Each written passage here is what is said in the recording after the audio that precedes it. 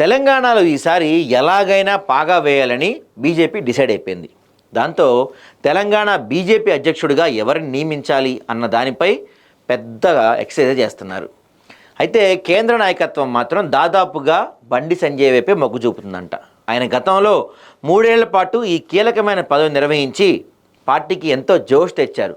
అంతేకాదు స్థానిక సంస్థల ఎన్నికల్లో హైదరాబాద్ కార్పొరేషన్లో అత్యధిక సీట్లు బీజేపీ గెలుచుకుని ఆయన చేశారు. ఆయన చాలా అగ్రెసివ్ మోడ్లో ఉంటారు. ఆయన దూకుడు రాజకీయాలకు పెట్టింది పేరు. ఆయన డైరెక్ట్ అటాక్ చేసేస్తారు. ఏ విషయం మీదైనా కుండ బద్దలు కొట్టినట్టు మాట్లాడతారు. దానికి ఉదాహరణే గద్దర్కి పద్మ అవార్డులు ఇవ్వటం మీదనే గుర్తు చేస్తున్నారు. ఆయన బీజేపీ భావజాలాన్ని జనంలోకి విస్తృతంగా చేర్చడంలో కీలకమైన పాత్ర పోషించారు.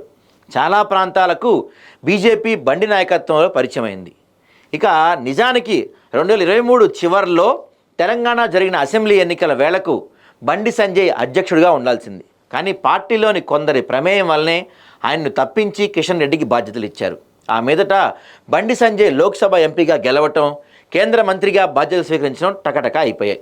అయితే ఆయనకు బీజేపీ రాష్ట్ర అధ్యక్ష పీఠం మీదనే మనసుందని అంటున్నారు. ఆయన కేంద్ర హోంమంత్రి అమిత్ షా ఆశీస్సులు నిండుగా ఉంటాయి.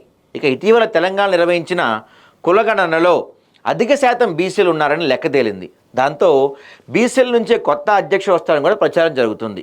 తెలంగాణలో అత్యధిక శాతం ఉన్న మున్నూరు కాపులు ఆయన బీసీల నుంచి కీలక నేతగా బండి ఉన్నారు. ఇదంతా చూసుకుంటే బండికే మరోమారు అధ్యక్ష కిరీటం దక్కుతుంది అంటున్నారు. ఇక ఈ పదవి కోసం పోటీ పడుతున్న మరో బీసీ నేత అయిన ఈటెల రాజేందర్కి కేంద్ర మంత్రి పదవి లభిస్తుంది అంటున్నారు. ఆయన పార్టీలో చేరాక ఊపు వచ్చిందని, ఆయనకు మరింత ప్రోత్సాహం కల్పిస్తే ఖచ్చితంగా తెలంగాణలో బీఆర్ఎస్కు పట్టున్న ఏరియాలు కూడా కమల వికాసానికి దోహదపడతాయని అంచనాలు ఉన్నాయట. దాంతో కేంద్ర మంత్రి కిషన్ రెడ్డిని పూర్తి స్థాయిలో ప్రభుత్వ పరంగా బాధ్యతలు చూసేలా చేస్తూ ఈటెల బండిలకు పదవులు అప్పగించాలని కమల్నాథులు డిసైడ్ అయిపోయారంట. అయితే బీజేపీ రాష్ట్ర అధ్యక్ష పదవి కోసం మరో ఎంపీ రఘునందన్ రావు, అలాగే మాజీ మంత్రి డీకే అరుణ సహా ఇతర ముఖ్య నేతలు కూడా పోటీ పడుతున్నారు. మరి వాళ్ళకి ఏ విధంగా పదవులు ఇచ్చి బుద్ధగిస్తారో చూడాలి.